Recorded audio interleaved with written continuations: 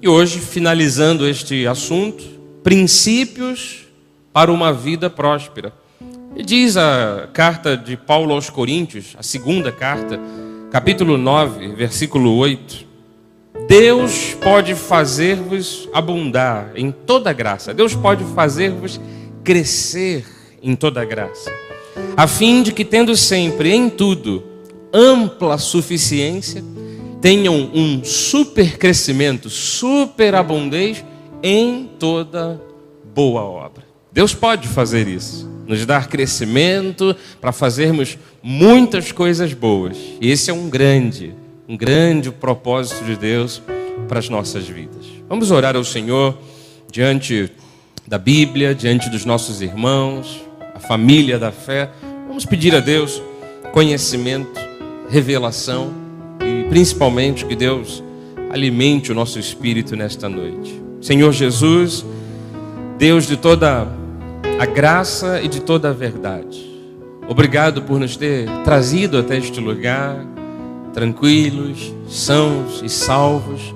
Aqui estamos prontos, ó Deus, para ouvir a Tua voz, coração aberto, ouvidos atentos, e precisamos não só ter entendimento de como administrar bem a nossa renda, nosso dinheiro, nossos bens, mas também precisamos que o Senhor fale ao nosso coração e a nossa alma.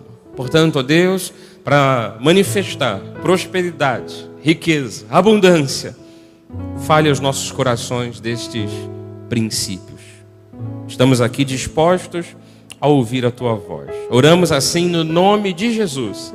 E o povo que ama a Deus, diga amém, amém e amém. Graças a Deus. Mais uma vez, obrigado, nosso diácono. Eu quero dizer à Igreja Cristo Vive, aos meus irmãos em Cristo, minha família espiritual, que hoje nós vamos tratar de alguns princípios. Na verdade, são apenas 3 pontos que vamos tratar para uma vida próspera. É justamente isso, para que sejamos conduzidos a um caminho de prosperidade. Já vimos aqui durante as últimas semanas, como que o desemprego assola o Rio de Janeiro, o Brasil, como a falta de qualificação profissional dificulta as pessoas de viverem. Por exemplo, ninguém liga para um dom natural que você tenha, para um talento natural que você tenha. Você vai numa empresa, deixa o seu currículo e, de repente, se você não tem uma faculdade, alguém diz assim, só 2º grau? Ah, não, a pessoa não quer nem saber quem você é ou o seu nome. Então, isso é um fator limitador, A gente viu aqui, semana passada, no último domingo, daí eu até recomendo que vocês adquiram as últimas mensagens, como lidar com o dinheiro, visto que ele parece ser sempre escasso. O dinheiro parece que está sempre longe. Como lidar com a situação em que o salário que o trabalhador recebe parece não pagar a dignidade desse trabalhador. E nós, aqui no Brasil, somos grandes guerreiros, porque tudo é muito caro. A gente paga imposto. Sabe que o Brasil está em primeiro lugar? Em cobrança de impostos. Então a gente paga muito imposto, paga muita coisa, e o salário, às vezes pouco ou muito, parece não pagar a dignidade do trabalhador. Então, hoje, nós vamos ver o que podemos fazer para transformar esse tipo de situação em uma situação de bênção. Se já há uma assolação tremenda aí fora, nós temos que pensar com Deus, com a palavra do Senhor, com a Bíblia Sagrada, com os conselhos do alto, em como revertermos esse tipo de situação. Mas, bispo, como assim lidar com Deus em assuntos de dinheiro, de vida próspera, de bens e de renda? Meu amado, nós temos que tomar conselhos com Deus, porque a própria Bíblia, ela traz inúmeros conselhos e palavras a respeito de finanças. E a nossa igreja, ela trata de todos os assuntos. A gente trata de saúde, trata de família, trata de vida espiritual. E eu acredito que, na verdade, todos os aspectos da vida estão ligados a uma questão espiritual. E daí a gente trata também de finanças. E só para você entender o panorama bíblico deste assunto, eu tenho aqui alguns dados. Eu já trouxe alguns na semana passada, mas olha só. A Bíblia tem 2.000 versos que falam de finanças, em contraste com apenas 500 que falam de salvação. E nos parece imediatamente que a Bíblia é o livro espiritual, o livro da salvação, enquanto que ela fala 3 vezes menos de salvação do que de finanças. Sabe o que nós precisamos entender? Que a Bíblia Sagrada é um ótimo e grande manual de Deus para esta vida na terra.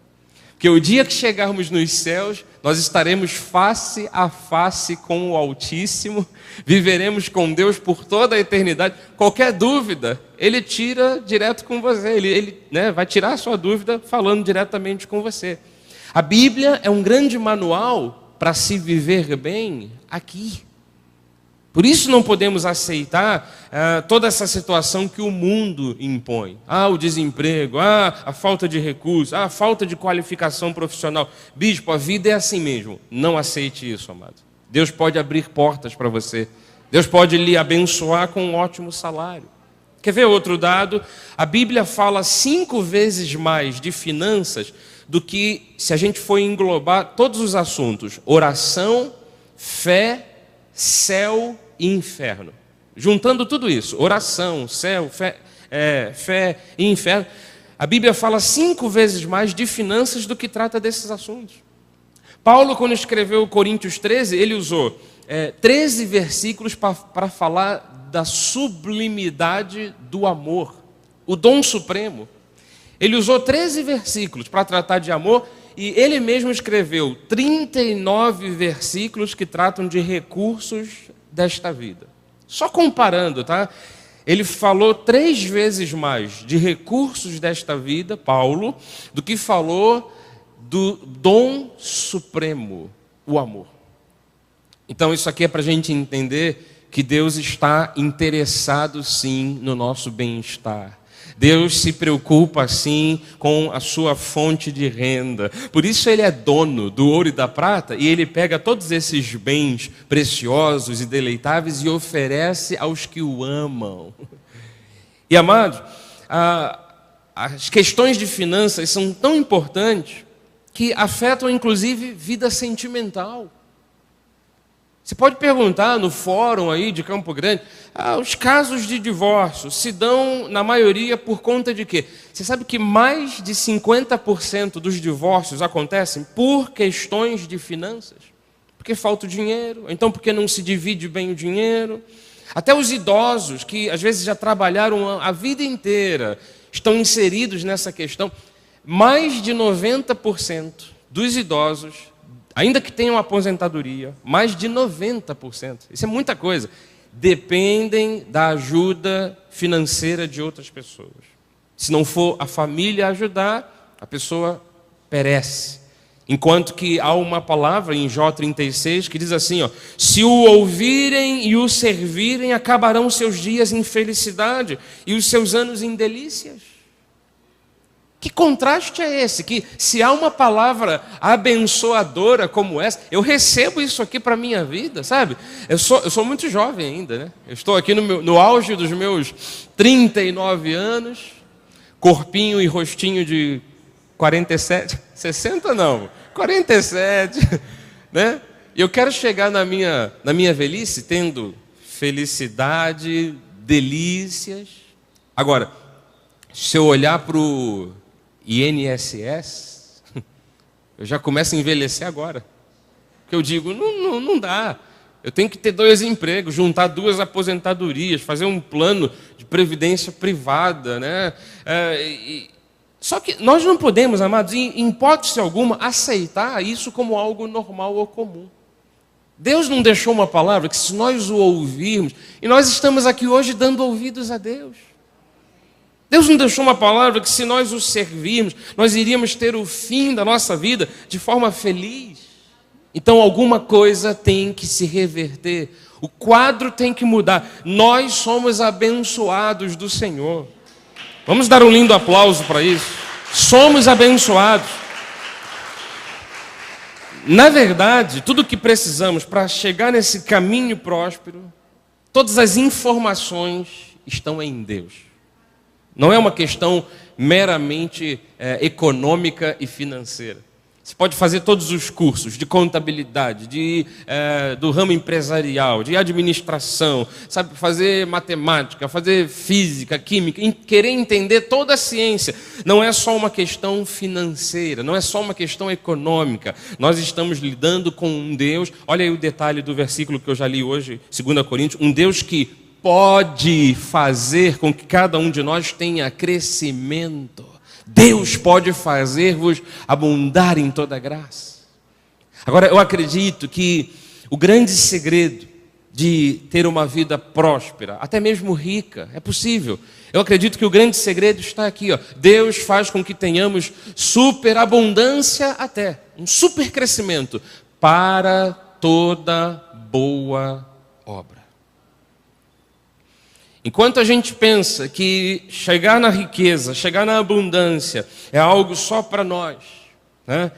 É algo apenas egoísta, algo apenas da minha vida, eu que busquei, eu que batalhei, então eu que tenho que viver sozinho com o meu dinheiro. Enquanto pensarmos que a nossa vida poderá crescer só para o nosso bem-estar, circunscrito só a nós, ou talvez a uma pessoa ou outra, nós estaremos indo na rota equivocada. Deus pode fazer com que eu tenha muito, bispo? Pode. Deus pode fazer com que eu tenha abundância? Sim, mas eu volto a dizer, se for para coisas boas. Eu tenho 3 pontos para nós tratarmos hoje, né, nesses próximos 20 minutos que eu tenho aqui pela frente. O primeiro ponto é que a provisão que Deus dá, ela visa uma boa obra feita em seu nome. Então, se não fosse para as boas obras, amado, Deus não nos daria nada, Deus não multiplicaria nada. Entenda uma coisa, Deus faz tudo o que faz para que coisas boas se estabeleçam. Eu estou mencionando aqui, de uma forma genérica, a obra feita em nome de Deus.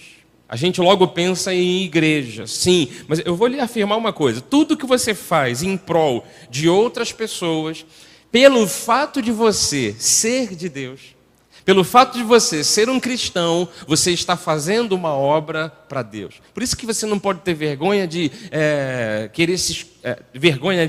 de expor a sua fé. A pessoa quer se esconder, não anda com Bíblia, não fala de Jesus.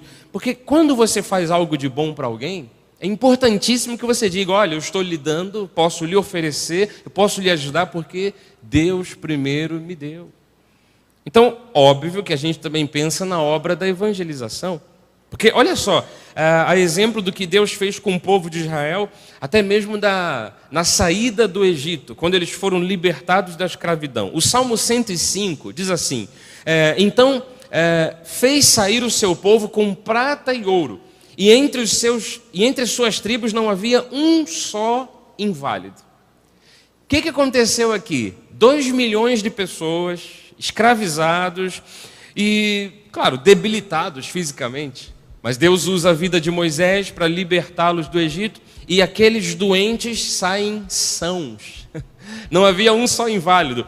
Gente escravizada, gente pobre, sem posses, sem casa própria, no tacão do Egito. E eles saíram para o meio de um deserto com prata e com ouro.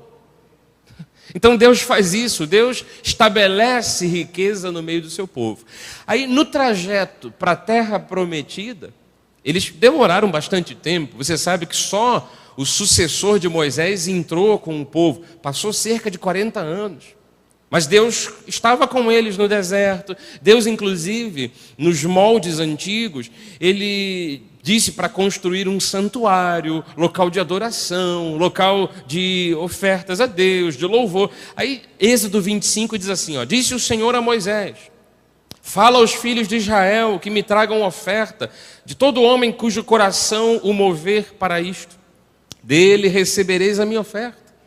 Começou o ensinamento de se fazer algo em prol de uma coisa boa. Moisés, quem tiver o coração disponível, imagina, o cara estava escravo há alguns anos atrás e depois ele sai para o deserto e ele tinha condições. E tanto, a coisa foi tão prazerosa em fazer uma obra para Deus, que lá no capítulo 36, disseram a Moisés assim, né, os ajudantes dele: olha, o povo traz muito mais do que é necessário para o serviço da obra que o Senhor ordenou que se fizesse. Então ordenou Moisés, e a ordem foi proclamada no arraial, dizendo: nenhum homem ou mulher faça mais obra alguma para a oferta do santuário. Assim o povo foi proibido de trazer mais, porque o material que tinham era suficiente para toda a obra que se devia fazer, e ainda sobejava. Há um cálculo que hoje, aproximando isso para dólar, eles teriam lá em posses 125 milhões de dólares para construir um santuário no meio do deserto. Um povo que tinha saído da desgraça e Deus tinha dado provisão para eles. Só que esse panorama aqui é um panorama do passado. Acabou de se construir um templo. Você sabe que desse santuário, depois a ideia foi construir um templo, né, de alvenaria. Daí Salomão construiu. E acabou de ser construído um templo lá em São Paulo. Só que a gente sabe que o próprio templo hoje é o próprio Cristo. O santuário, ou a figura do santuário, é Cristo em nós. Nós mesmos somos habitação de Deus. Então, a gente não tem a ideia, né, de que, ora, Deus quer construir um prédio com 4 paredes onde Ele habite. Negativo. Quando eu e você saímos aqui e vamos embora para casa, Deus não fica preso aqui dentro, não. Hoje, Deus não habita mais em um templo feito por mãos de homens. Deus está aqui conosco porque Ele está em nós, né? Então, o que é tudo isso?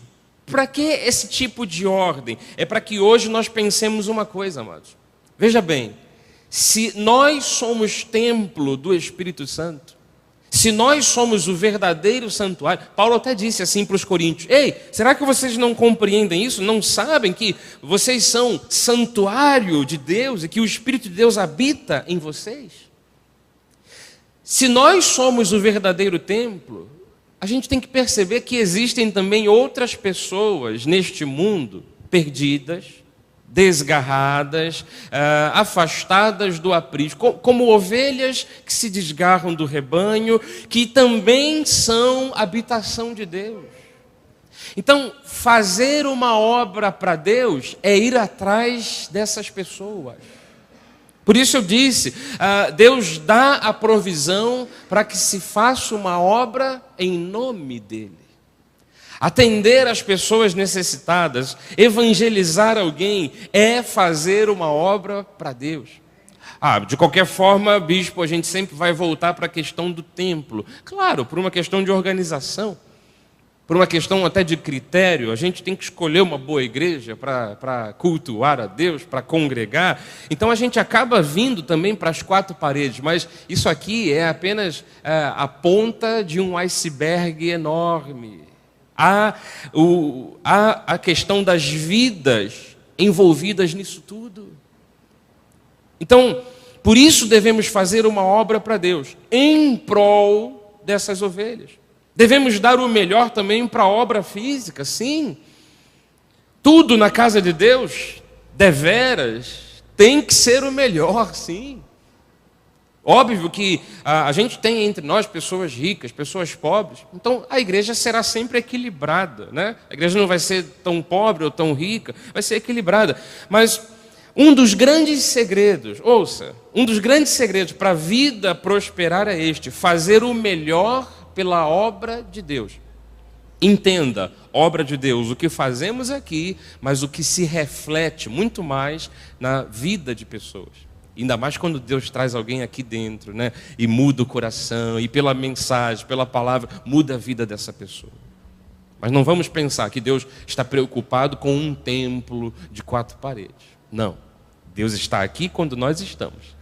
Depois Ele vai no nosso coração para onde estamos. E esse é um grande princípio. Quando você quer fazer algo de bom por alguém, Deus lhe dá a provisão. O segundo princípio para uma vida próspera é ter gratidão a Deus pelo que Ele já tem feito até o dado momento. Às vezes nós olhamos para trás, né, e pensando, poxa, quanta coisa Deus já fez. Quanta coisa Deus já me presenteou. Quantos livramentos, quanta provisão. E às vezes, num minuto, esquecemos disso. Só porque falta um dinheiro, só porque falta uma conta para pagar, a gente pensa, Senhor, Senhor, por que me abandonaste? Afasta de mim esse cálice, se possível. Parece um mártir, né? A pessoa diz, Senhor, Senhor, e reclama, chora. Sabe qual é a nossa tendência? Murmurar, reclamar de um monte de coisa. E a gente esquece de ter isso aqui, ó, uma gratidão a Deus. Ah, mas bispo, calma aí, se eu chego num aperto, como é que eu vou ter gratidão a Deus pelo que está faltando? Não é, por exemplo, ser grato a Deus pelo que falta. É ser grato a Deus pelo que Ele já fez até agora.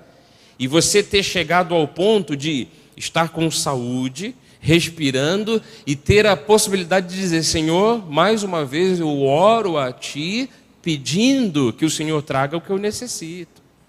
E daí ter um coração tranquilo quanto ao que Deus já fez. Sabe o que Paulo diz em Tessalonicenses 5,18? Em tudo dai graças, porque esta é a vontade de Deus em Cristo Jesus para convosco. Não é especificamente dar graças porque, meu nome foi para o SPC. Obrigado, Jesus. Não, isso aí é uma coisa incoerente. Eu tenho uma dívida grande, mas eu estou dando graças a Deus por essa dívida, sabe? Isso aí é coisa de gente insensata. Não, é assim, Senhor, eu não vou reclamar dessa grande dívida. Obrigado porque eu cheguei até aqui e pude, né, honrar outros compromissos e sei que o Senhor está no controle. É ser grato por tudo que Deus já fez. Mas por que eu estou lhe falando isso? Porque quando a pessoa entra no nível da ingratidão, a vida dela murcha. O ingrato, ele fenece, ele murcha, ele atrai destruição. A ingratidão traz destruição para o ingrato. Só abrindo aqui um parênteses, a gente se preocupa muito com a ingratidão das pessoas, porque a gente faz coisas pelas pessoas querendo uma resposta, querendo uma retribuição. Aí tem gente que reclama, as pessoas são muito ingratas. Amado, deixa o ingrato no caminho dele. Se alguém veio te agradecer, ok, agradeça, sabe? Diga de nada, glórias a Deus. Eu sempre faço isso, quando alguém me elogia de alguma coisa, eu digo, muito obrigado, mas eu dou toda a glória a Deus. Só que eu não fico preocupado se alguém deixou de agradecer, se alguém deixou de fazer alguma coisa em retribuição. Eu sinto que é uma coisa muito estranha alguém ficar preocupado em, poxa, ninguém vem me agradecer, quanta gente ingrata. Faça o bem a qualquer tipo de pessoa. Apenas pela perspectiva de que, se você está fazendo o bem para alguém, você está fazendo uma obra para Deus. E é isso que basta. Até porque as pessoas têm falha de memória, né? E daí não voltam para te retribuir. Jesus curou uma vez 10 leprosos. Um voltou. Quase ninguém. Um voltou para dizer, poxa, muito obrigado. Né? Então a gente fica preocupado com a ingratidão, enquanto que a gente tem que saber que Deus, Ele sim, retribui fielmente. Ele sim registra tudo. Ele sim nos agracia. Então, deixa o teu coração ser guiado por Deus. Olha o que diz o Colossenses 3,15. Seja a paz de Cristo o árbitro em vosso coração. O que o árbitro faz? O juiz, né? Ele diz, olha, vai ser executado o plano assim, assim, assim.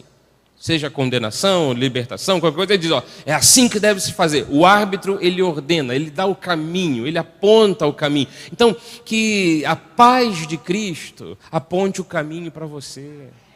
Não fique perturbado com a vida, não. Sabe? Não fique preocupado. Seja a paz de Cristo a direcionar o teu coração, a qual também foste chamados em um só corpo, e sede agradecidos.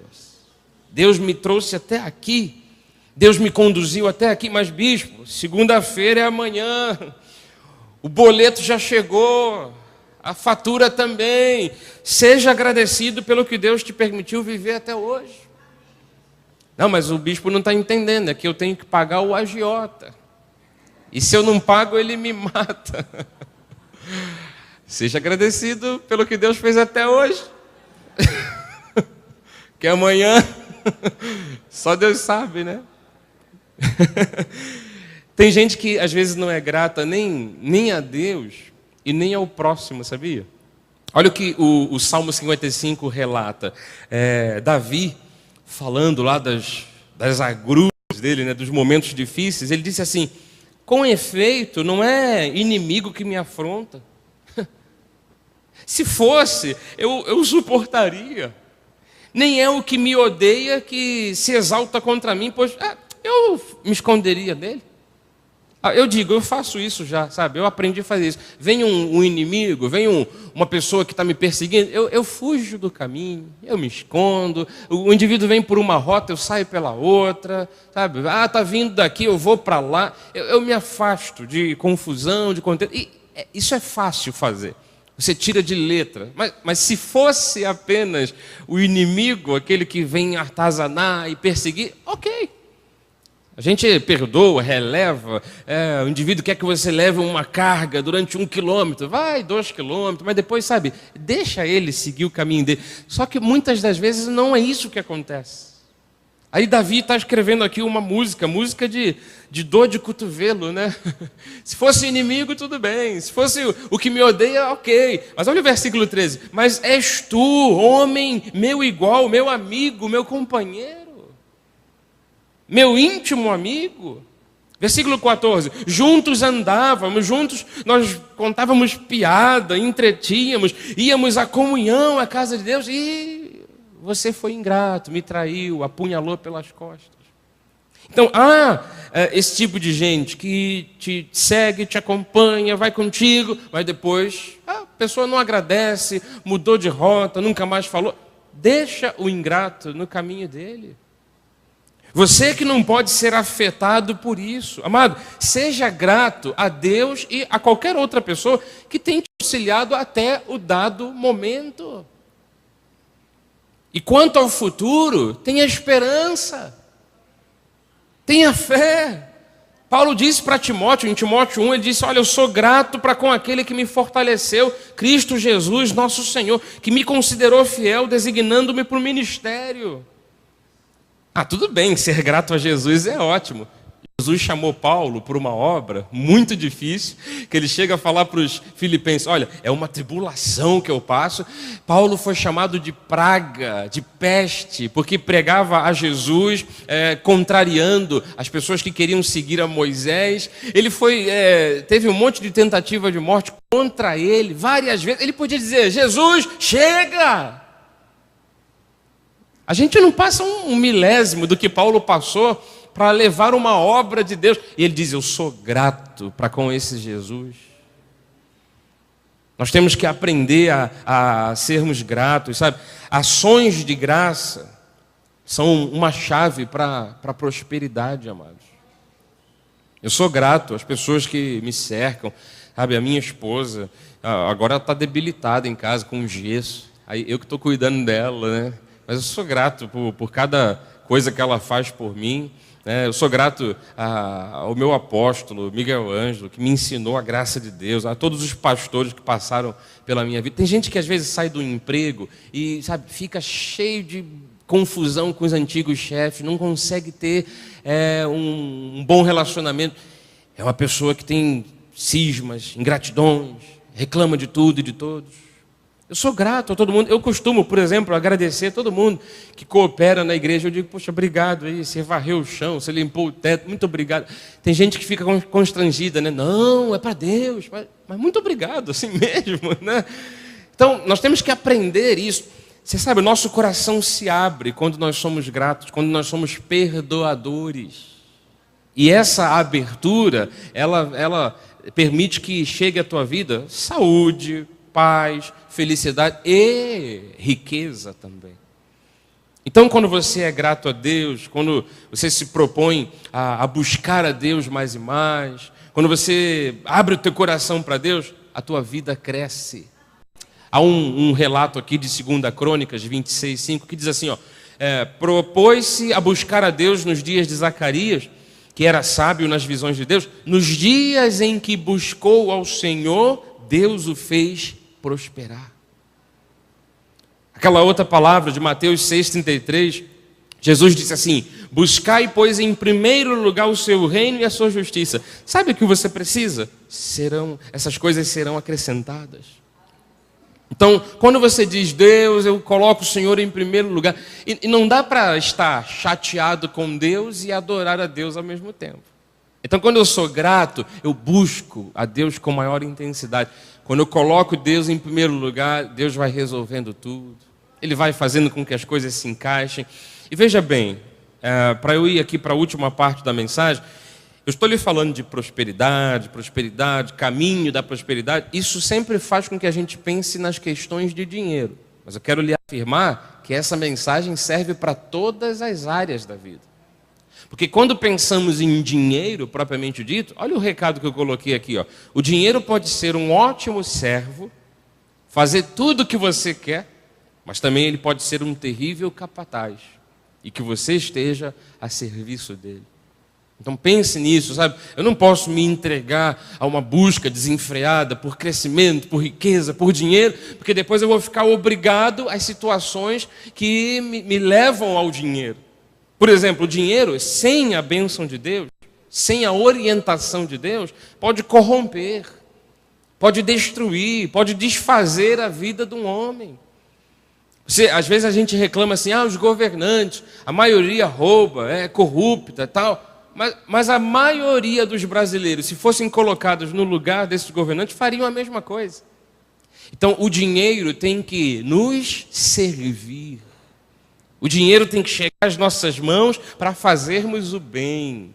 O dinheiro tem que chegar às nossas mãos para nós percebermos, foi Deus que fez, a gratidão é para Deus, o louvor é para Deus. Ele tem que ser um amigo, um servo, né? Algo que sirva para você, e não alguma coisa que lhe oprima. E por isso eu vou para o terceiro princípio, para uma vida próspera. Não pode haver em nossas vidas espírito de avareza. Eu conheço pessoas que acumulam, têm posses e não usufruem disso. Não têm felicidade. Conheço um homem, estava conversando isso hoje de manhã com um irmão aqui da igreja, a respeito dessa pessoa. O indivíduo é rico, tem comércio, tem um mercado aqui em Campo Grande, tem um açougue, tem terrenos espalhados. Usa uma Santana Quantum, lá de 1900 não sei o quê, com o banco forrado de plástico. Se ele estiver me ouvindo pela internet, ele sabe que eu estou falando dele. Eu estou olhando ali para a câmera. Ele usa roupa puída. A família, a mãe, a mulher e a filha querem morar na Barra. Ele tem posses para isso, mas ele fica aqui. Não, eu estou aqui em Campo Grande, tenho que cuidar dos meus negócios. Acumulando, mas veja bem o detalhe.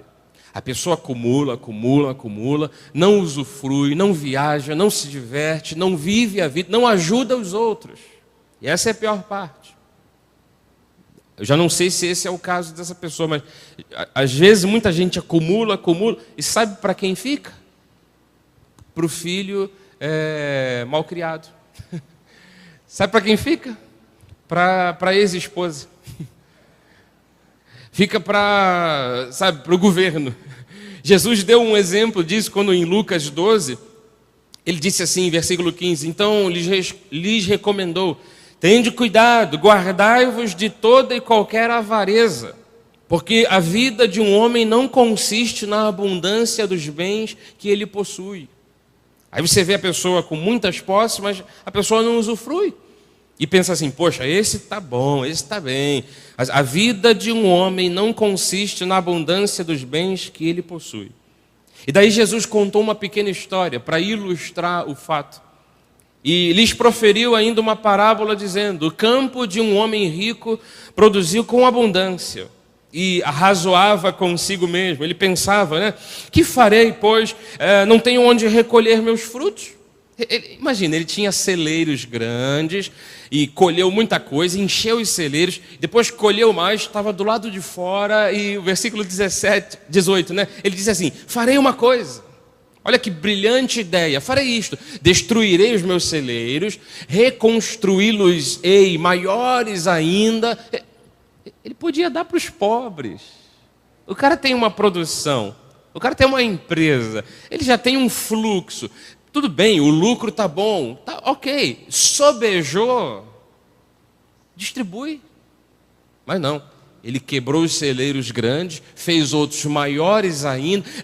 Ali eu vou recolher todo o meu produto e todos os meus bens. Aí no 19 diz assim: então direi para minha alma.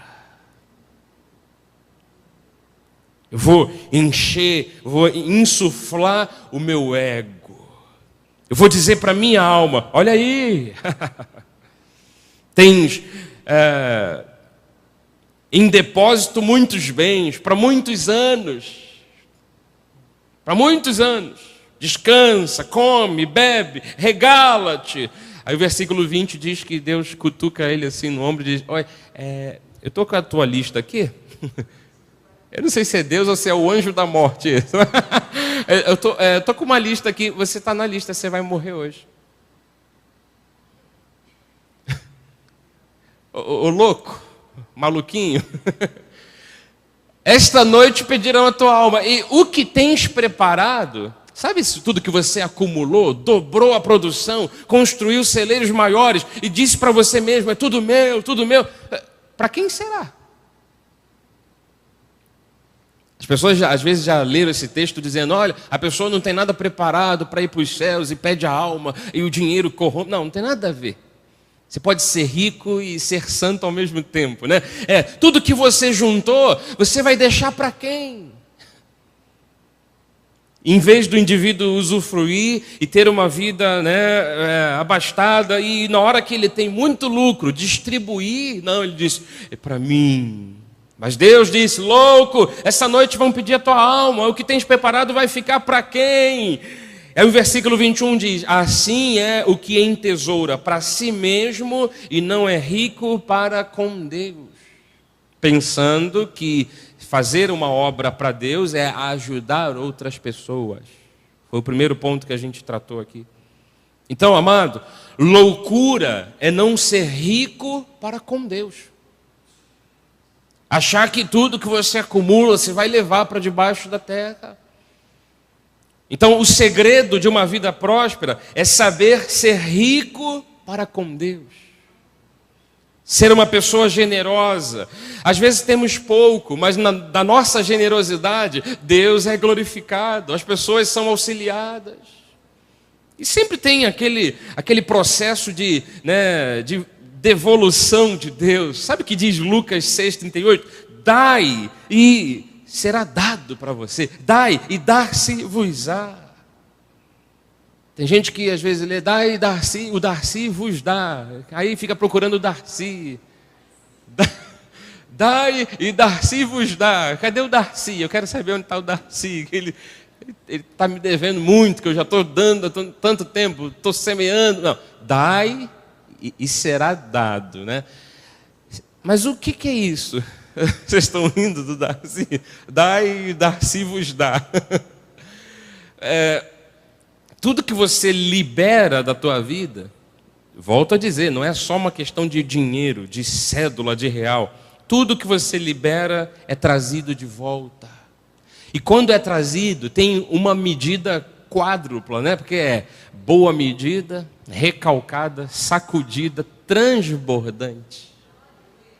Às vezes nós semeamos uma coisinha pequena na vida de alguém que a gente nem conhece, mas generosamente nos dão de volta, porque com a medida com que tiverdes medido, vos medirão também. Então, loucura é a pessoa dizer: tudo é meu, querer ganhar o mundo inteiro e perder a saúde, perder a alma, perder a energia. Sejamos ricos para com Deus. Esse é um caminho da prosperidade. Eu termino lhe mostrando algo para a sua meditação. Porque há uma palavra na Bíblia que mostra que Deus, Ele honra, que Deus responde, que Deus, Ele se anuncia, se mostra para certos tipos de pessoas. Isaías 66 diz assim, porque a minha mão fez todas estas coisas, tudo que há no mundo. Deus fez tudo, e todas vieram a existir, diz o Senhor. Mas o homem para quem olharei é este, o aflito e abatido de espírito, o que treme da minha palavra. significando que tudo que Deus fez de bem e de bom, Ele pretende dar para alguém. A minha pergunta é a quem Deus honra, a quem Deus responde? No caso aqui, como tem o versículo dizendo, o aflito e abatido, é aquele que diz assim: Senhor, eu estou nas tuas mãos, de mim mesmo eu não tenho força. Se eu for contar com a ajuda de alguém, eu vou ficar mais aflito, né, do que já posso ser, vou ficar mais abatido, mas eu sou pequeno e preciso da tua ajuda. O que treme da palavra, Deus fala e o indivíduo diz: eu vou seguir essa voz. Ele não fica retrucando com Deus, ele não fica, com conversa fiada. Deus fala e diz: Senhor, é isso que eu vou fazer. Então Deus diz: eu vou honrar a este.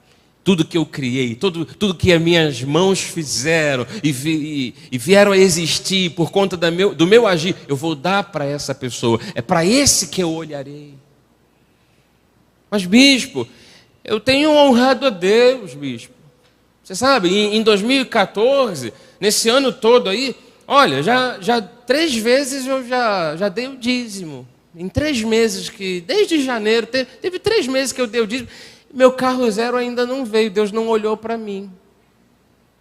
Sinto lhe informar que você está confundindo as coisas. Ser fiel dizimista é uma questão de amor à obra de Deus, apesar da promessa de retribuição.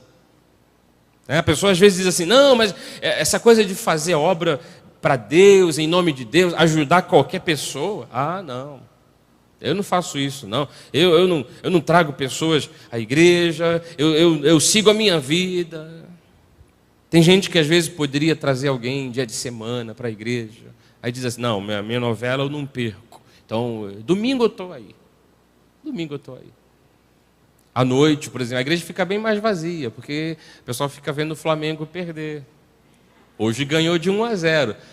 Ufa!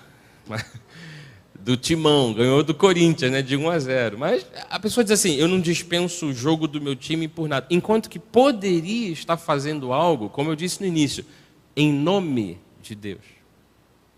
Esses são os segredos para uma vida próspera. Deus dá a provisão quando você faz uma boa obra em seu nome. Ser uma pessoa grata pelo que Deus já te deu até o dado momento. E tirar do teu peito, do teu coração, aquele sentimento, aquele espírito de avareza. Mas sabe para quem Deus vai olhar? Sabe para quem Deus vai...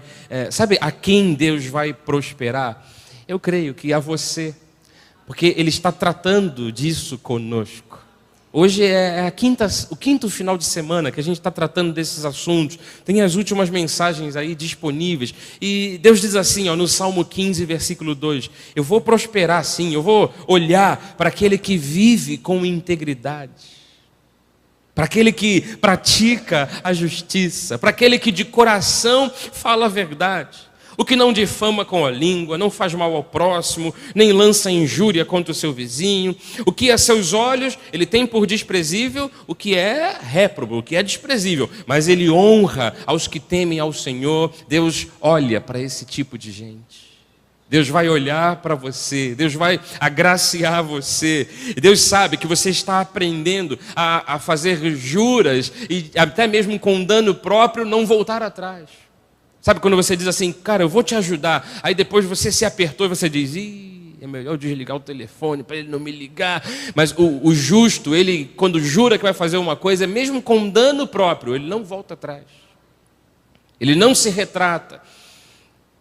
É aquele que, versículo 5 diz, o que não empresta o seu dinheiro com usura. A gente tem aprendido a fazer isso, a dar, a liberar. Então Deus vai prosperar, Deus vai olhar para você por conta disso. Aquele que não dá o seu dinheiro com usura, nem aceita suborno contra o inocente. Quem deste modo procede, não será jamais abalado. Ou seja, sempre crescerá, sempre prosperará. E se esse é o retrato da sua vida e da sua história, é para você que Deus vai olhar. É para você que Deus vai trazer tudo que Ele criou com as próprias mãos. Tudo que há de bom e de bem neste mundo. Então, amado, eu termino dizendo uma coisa. Siga os preceitos de Deus quanto a essa área, a vida financeira. E tenha a bênção do Senhor sobre a fonte da tua renda. Termino com o Salmo 35 que diz assim, cantem de júbilo e se alegrem os que têm prazer na minha retidão. E digam sempre, glorificado seja o Senhor. Detalhe, que se compraz na prosperidade do seu servo. Vamos ler de trás para frente. Deus se compraz na prosperidade de cada um de nós. Coloca a mão no teu peito e diga, Deus tem prazer na minha prosperidade. Então, eu vou dizer sempre, glorificado seja o nome do Senhor. Eu vou cantar de júbilo, porque Deus é o meu provedor. Receba de Deus a provisão para a tua vida. Receba essa palavra para você. Assim seja, assim disse o Senhor. Os princípios para uma